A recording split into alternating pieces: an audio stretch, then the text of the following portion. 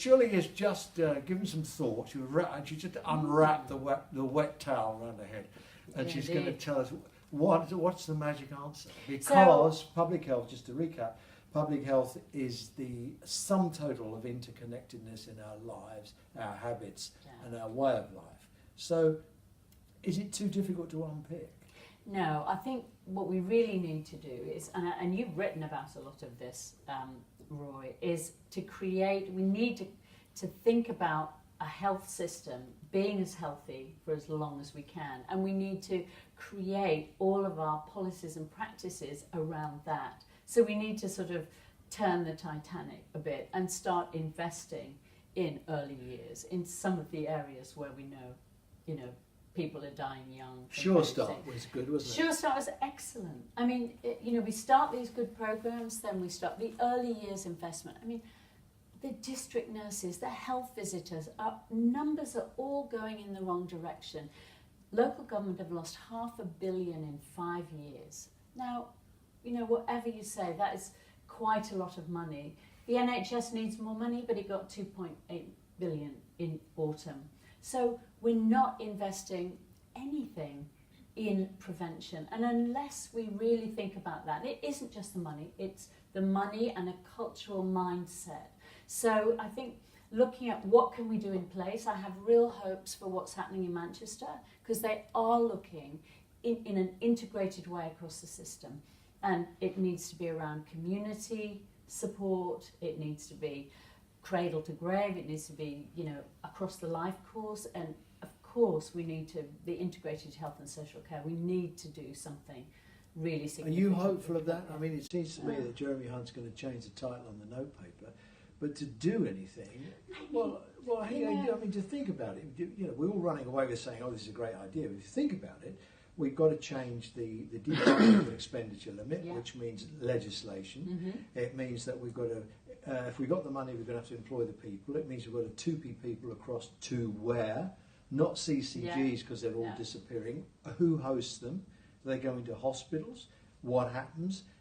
And now he's paused accountable care organisations because everybody's frightened of losing the judicial review. Yeah. So, I mean, it's not that easy, is it? It isn't that easy, but you need the political will. It's a massive problem. The Barker Commission in 2014 argued... Just so people know, the Barker Commission was written by Kate Barker. Kate Barker, for the King's Fund, where we're broadcasting from tonight, But a great report. But it was always going to be a shelf filler. One budget, a single budget, looking together. So if it's problematic, so many things are a problem. It doesn't mean you shouldn't do it because it's difficult. Oh, and actually, one of the things I think about that I learned in the States, and I think is really harder here, is that we are so good at analysing the problem. I mean, I could, in this building particularly, take millions of reports, things that have been written again and again, the same kind of things,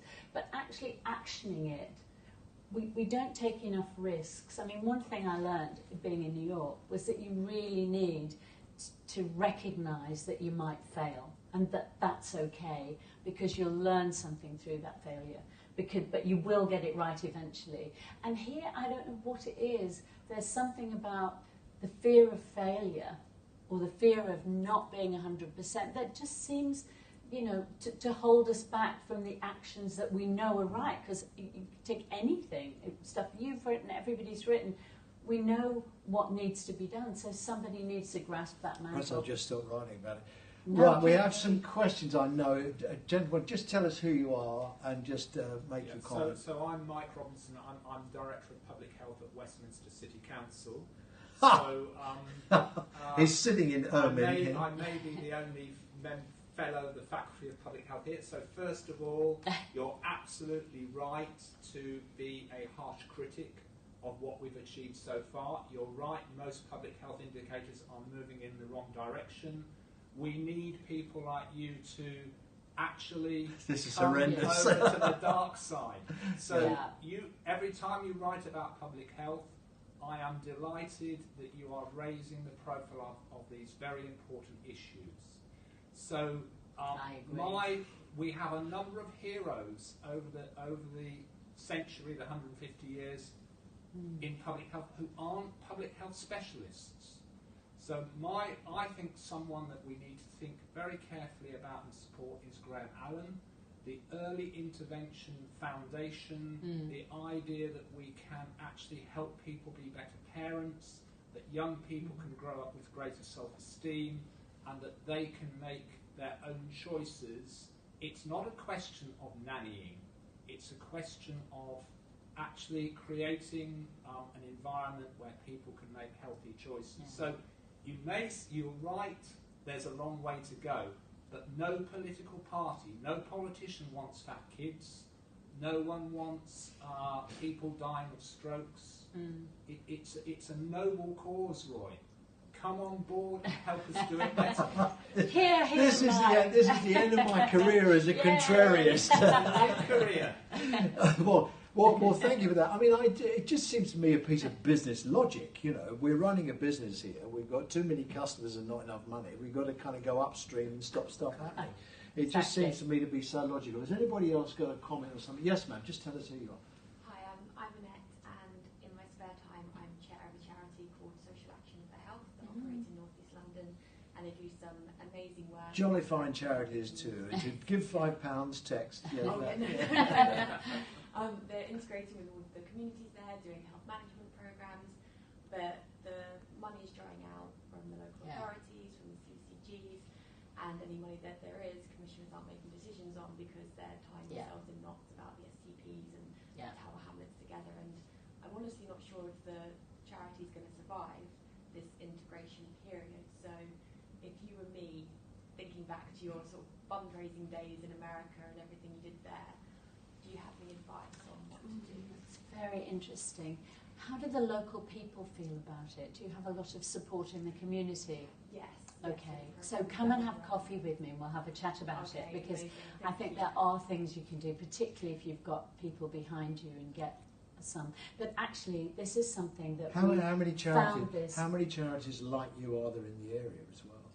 So many that are completely against the line, really up against it. Well, then a part of that. I mean, we Terry and I, the blonde, did some work with the bowel cancer charities, where there were.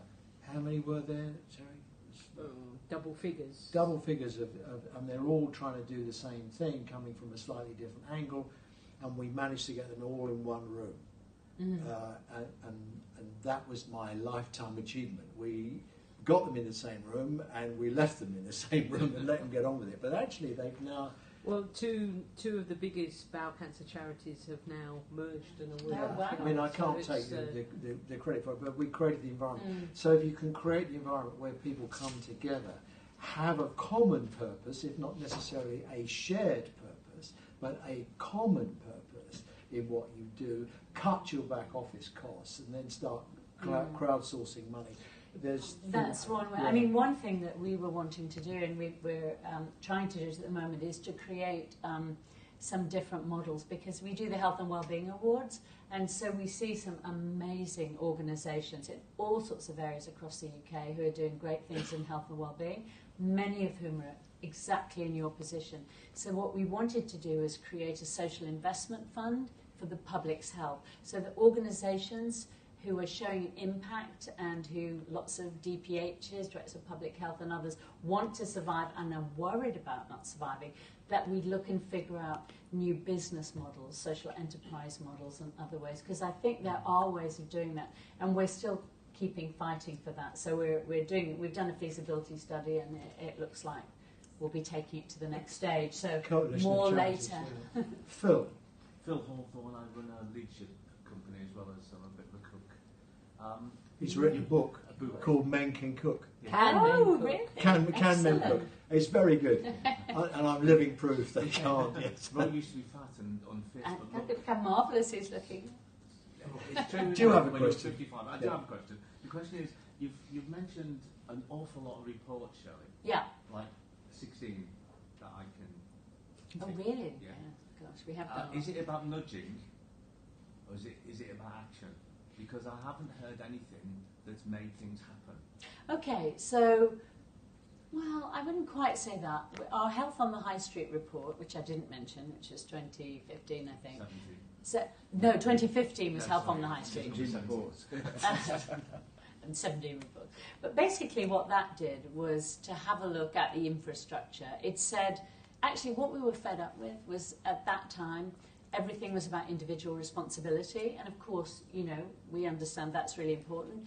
But there was nothing about the infrastructure stuff. The fact is that if you're in a poorer community, you know, your high street, we use that as a proxy really, to gain attention. And that report, we highlighted the 10 healthiest and unhealthiest high streets in the UK, and then in the London boroughs, we highlighted the healthiest high streets and unhealthiest. And guess what? The poorest communities had the unhealthiest high streets. Since that report came out, we did a lot of recommendations around local authorities having more control, around licensing, planning, around looking at their high streets, about being able to design in health and those kind of things. And a number of local authorities have taken that up. And payday lenders, who are our worst people on the high street, on our Richter scale of health, they were a -4, which is very bad. Payday lending, many of them are now off the high street, and the Financial Conduct Authority has, as you know, clamped down on them. And one of the reasons, it wasn't the only, but one was that it was highlighted, bookmakers and payday lenders were highlighted in that report, and it got commented upon in all areas. So sometimes it does do things. As an organisation, we do training, we do quals, we do other things. Well, I don't know what it is. Beyond I mean, that, if you think about the planning powers that local authorities have, they're very limited in what they can grant a planning consent to. You know, if someone can get a betting licence to open a betting shop, it's very difficult for the councillors, and having been a councillor, it's very difficult to say no to a legitimate, legalised. So if Ladbrokes come and want to be next to Bet365, there are almost no powers, because you can't choose between commercial organisations. Well, so that's one of the things that we've been trying to change, and we've been working on this. In fact, I am the bête noire of the Bet365. The British Bookmakers Association, because they didn't like being called out as unhealthy on the high street. We called out the clustering, and we've been a major component of the fixed odd betting terminal campaign, because we saw quite clearly from their balance sheets that, you know, 50% of their income is from the fixed odd betting terminals. So if those go down to the £2 limit, a lot more betting shops will be closing. It got, you know, let's hope. Again, this is a political decision that needs to be taken. I mean, the other thing is that so much of the betting now is done on the phone. Online. On your so phone. much issues online. You know, in the middle of a football game, you could say, you know, will the next corner be Chelsea or Man U? And you think, well, I'll have a fiver on that. You can see how people slip into it, can't you? A lot of students. But the trouble, you see, there's nothing wrong with that. And there's nothing wrong with having the odd drink. And there's nothing wrong with the chocolate we muffin. Would not be but it's where do you get to the point where it is wrong? So it's and the how you dialogue. interfere in people's lives. Yeah. Thomas McEwen, 1969, he was right. So, Terry, what have you got? Well, I just think there's the obviously the Alzheimer's and the dementia has caused a lot of comments on Twitter. No, in a positive way. But Andy Tyso, otherwise on Twitter @DementiaBoy, who Roy mentioned, has said, "Shirley, what can you do to help with this fake dementia news that doesn't help anybody?" And he's done. I don't know if I can show the picture. He's done. He's got a montage of all the fake news headlines from the papers all around dementia care, giving false hope to people on a weekly basis. And he's just saying, what more can we do to? What about you taking the press complaints people, waking them up, rattling their cage? Well, it really is interesting. I'd love to see that if Andy would like to send it to me, because I share it with the press at Alzheimer's Research UK. I'm just going to show it to you on the screen now. You've got one in here, Andy. I can tell amazing. you. Well done. Every single one. And people just take the headline and don't read down to the bit where the researchers say, no, there's no evidence in this, because that's at paragraph 4. And so let me take that on board, and Okay, I'd love to we'll see that and take send to that. Alzheimer's Research UK, because actually they're very good at press, and I do think that this is the false hope bit. Having a mother with dementia, I agree with Roy that it's really a family. It ends up being a family tragedy. It's just awful so just before Christmas I went to visit my mother, and for the first time she didn't recognise me. That's a horrible day when for the first time you could see that she really didn't know who I was. It's I'm only one person, but there are thousands and thousands of people who go through this. Yeah. Right, listen, unless anybody else has got something to say, you've got a fabulous boss, haven't you? But you didn't know about all that, and you've got a very good communications guy as well. I'm Who hoping, is, by the way, Duncan is, look out tomorrow, because we have a new report coming out, Right 18, and it's called Labelling the Point, and it's about, we have mocked up, and Ed's over there who wrote it, and we have been looking at what we think a good label would look like post-Brexit, because we will have some power on that, and the right kind of information. We've obviously talked to the public about it, and we think that could nudge and help behaviour, because we think that people have the right to good, easily accessible information. Will there be a label, and then it's their choice. Label on my chocolate muffins? When I took it about. Never on your chocolate muffin. You're allowed a chocolate muffin as long as you don't have 12. I think there's something about moderation. So. Oh, really? I thought if you just binge, it didn't count.